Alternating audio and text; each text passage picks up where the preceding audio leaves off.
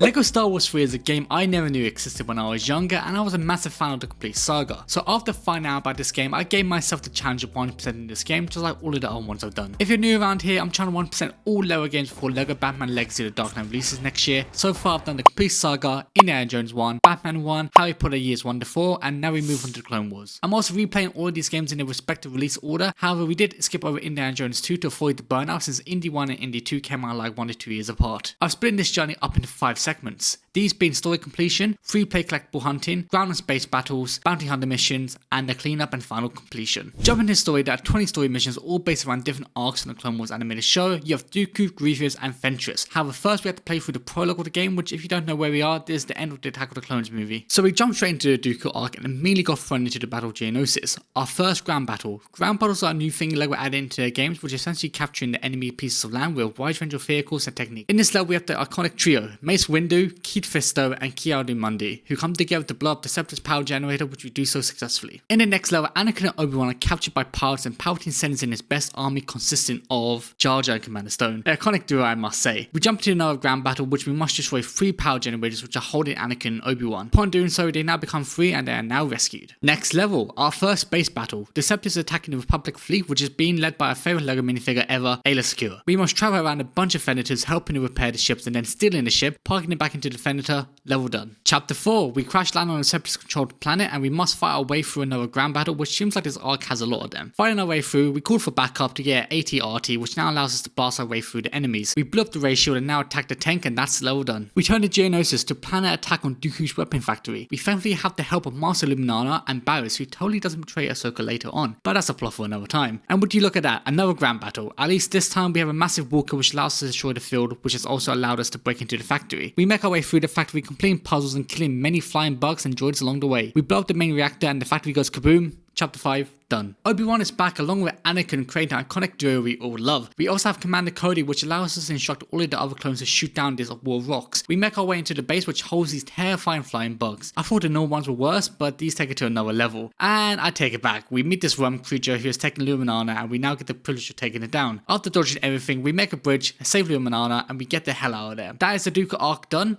Time to move on to the next. I move on to the General Grievous arc, which we find that R2 has been kidnapped. So Anakin and Ahsoka plan an attack on Grievous' secret base. This arc is much more fun than Dooku. It's actually a normal level. We get to attack droids, plant explosives, put R2 back together, and we have an astromech battle. What more could you ask for? Anyway, we save R2 and fly away, making it a happy ending. Beep boop, chapter 2. We fly straight into another space level with the aim of destroying a Separatist weapon. We blow up the Separatist ship, probably killing over 1,000 droids, but they are droids at the end of the day. Roger in the chapter 3. We have Padme and C-3PO flying around without any spatial awareness. They get kidnapped by the Separatists, which then Anakin and Obi-Wan must then save the day. There's a lot of kidnapping in Clone Wars. You would think there's a better tactic to win wars. Throughout the level, we slice up droids, do a bit of parkour, and a droid flies into the ship. Cool feature about this game is that you have this double level design, where one character focuses on one part of the level and the others in another part. We get to fight Grievous, which just has a gun. I guess this collection isn't big enough yet. Anyways, the ship starts to crash, we get out of there and we save the day once again. Kit Fisto makes another appearance after finding the secret base of Grievous, and he brings his own Padawan with him, which totally isn't going to die. Oh surprise, Grievous is here in his own secret base, who would have thought? But this time he has his lightsaber collection. We start to shoot rockets at him and do some lightsaber combat. He runs away, but we then find him again outside and another fight commences. The Admiral Akbar wannabe gets cocky and decides it's better to fight Grievous than run away, and now he is gone. Rest in peace. Enough mourning over the fish, we go straight back into the action with clones. We've discovered a moon base which we deem necessary to destroy. We have a clone with a minigun which allows us to cause chaos. The bombs are planted, but someone needs to make a noble sacrifice. Goodbye clone number 521, you'll be missed. At the end of this chapter, I decided to explore the Venator a bit more, and we stumbled our way onto the ×2 red brick. We purchased it for 500k studs, which isn't cheap, but will now allow us to make double the money, which will make collecting studs easier. Moving into the last level of the Grievous arc, our Venator has been attacked by the one and only Grievous, and he still has his lightsaber collection. We throw some canisters at him and slash him up, but ultimately Grievous wins, and use us as bait to get to Obi-Wan. We board Grievous' ship, do another slash him up too, do some parkour and have a final showdown with Grievous, and of course Grievous gets away. We get into a ship and then proceed to fly away, making it the end of this chapter, which looking back at it, the arc was hands down much better than Dooku. We move on to the final arc of the story, and that is the Ventress arc. Similar to the Grievous arc, this one has a lot of fun levels. Starting off, we get to slice up more droids, build a mini cannon and blast everything within our sights, and quickly board the gunship. We come across Ventress, who is rocking that iconic dual saber combo. However, we quickly take one of her sabers, attack her with it and donate it back to her, and repeating this a few more times until she decides to jump over a building, and like heroes we are, we jump off as well, we slice it up midair and we win. We crash land onto a planet with Yoda, who is a much more improved version compared to the Complete Saga Yoda. We complete some puzzles with our clone legion, blow up a few tanks and droidicas, and then convince the Prime Minister of the planet to side up with the Republic. Jumping straight into the next, we have our favourite characters Ahsoka and Captain Rex, another iconic duo. We break our way into a secret underground bunker and find Padme being tortured. Anakin does not accept this and saves her. We find this cute little droid is in possession of probably the worst chemical potion to exist. Sadly, even though he looks peaceful, we still have to murder him, and the worst part is, we use his remains to build a bomb, we capture the evil scientist, and that's the level done. We now move on to probably one of the best arcs in Clone Wars history, and that is the Ryloth arc. First, we complete this quick space battle, similar to before. We land on ships, do some puzzles, blow up the separatist ship, and that's the job done. In the future, we'll find ourselves going back to this level, as I've discovered this is amazing for stud farming. We land onto Ryloth, blow up a wall quickly, and find ourselves being ambushed by a bunch of droids, which we get to practice our lifesaver skills on. We grab a walker, which is massive compared to the level, and pew everything in sight. Some dogs then start attacking us, but we quickly tame them and place them onto the button, which opens up the base. We make our way through and find the prisoners. We must now do some more pew, and they are now saved. Final level of the story segment, and what better way to finish it other than a grand battle? Very simply, we blow up the enemy territory and grab ourselves a walker, which we then blow up the silver door, allowing us to capture Separatist leader, and that is the story done. Quick review on the arcs. The Fentress arc is the best out of the three, and there is no doubt. But now that's the story done, we can now make our way onto the free play and collectible hunting. So the first thing we need to start free play is our mini kit detector brick. We grab R2 and make our way down to the bonus character area, which we find the mini kit detector for a whopping 750k studs. Now we need a few more red bricks, but we are lacking a lot of studs, so we go back to our space level mentioned before and start farming until we had enough for the red brick detector. We find the red brick detector quite easily on the flight deck of the Venator, and it only costs us 125k, quite cheap compared to the mini kit detector. We move on to the two bonus levels now, which the first one is the Silo Beast, in which we fight our way through a ground battle and drop a weapon of mass destruction onto the Separatists. But it is Star Wars, war crimes don't exist. But hold up, dropping this bomb has woken up a beast, the Silo Beast. We attack and kidnap it from its natural habitat, which we will totally not use for another weapon of mass destruction later. Looking back at it now, the Republic, they were kinda messed up. Anyways, we move on to the next bonus level, but this time we get to play as the bounty hunters. We break into the Senate building, killing hundreds of clones and taking the senators hostage. That's pretty much it, not much else apart from disguising as clones. Now that the bonus levels are out of the way, we now move on to free play and all of the stories levels. In free play, you only have two objectives: fill up the stud meter and get Super Jedi, and then collect all mini kits. So we proceed to do this for all levels again. We started with the Dooku arc, and there isn't really anything special about collecting mini kits, so I'm not going to bore you with showing you every single one. We just proceeded to do side quests such as races, destroying droids, and throwing things around. After finishing up the Dooku arc, I went to go grab the invisibility red brick because I'm sick of dying and I want to run it with no consequences. So we grabbed that, which costed us a hefty 1 million studs, but trust me, it is 100% worth it. And then we quickly did the Dooku bonus level, which is all about kidnapping Jabba's kid and then trying to blame on the Jedi. I then proceeded to go to the Grievous arc, but halfway through I took a break and decided to start farming a bit more. After start farming, we had enough to get the times 4 red brick, which now makes our start multiplier times 8. We then finish up the Grievous arc, moving on to the Fentress arc next. We didn't collect anything special during the Fentress arc, just a normal mini kit and true Jedi. After this arc, we decided to do the next 3 bonus levels, which was the Dooku level, the Bounty Hunter hostage level, and then finally the Silo Beast. But I actually forgot about the Geonosis Arena level from the prologue, so I went back and finished that one off. Now we make our way into the most tedious part about the game, and that is the grand battles. We have to play through a bunch of grand battle levels, which we have to just essentially complete the task required. This may either be destroy all of the enemy territory, create a certain building, and such on. The problem is you have to do this twice, one for the Republic side and one for the Separatist side. However, we quickly found out that you can get this red brick called Super Speeders, which allows us to destroy all silver and gold items on speeders, which will speed up the ground battles massively. So we went to grab that along with the times 10 red brick and proceeded to play through the ground battles. After finishing up with the ground battles, we move on to the space battle, which are much more simple, just destroying random items in space, and we get gold bricks for doing so. Also doing this, we collect the times 8 red brick, fast build, and bought a bunch of Jedi ships. We now move on to the bounty hunter missions, which is essentially hide and seek, but instead you play as the bounty hunters and you must find the good guys and kidnap them. There are 16 of these levels, but they are quite quick and easy to do. After doing these, we have now successfully collected all of the gold bricks, 130 out of 130. Now that all of the story levels, bonus levels, and grand battles are now done, it is now time for the cleanup. We've got a majority of all collectibles, these being the gold bricks and mini kits, which is needed by all of the characters and gather the rest of the red bricks. The annoying fact about buying the characters is that we actually have to find them throughout the hub world, so we can't just buy them directly from a menu, which would have saved us a bunch of time, but we could. So we went around hunting for a bunch of characters to unlock. I got as many as I could and then proceeded to grab the last few red bricks I needed, these being regenerated hearts, perfect deflect, dark side,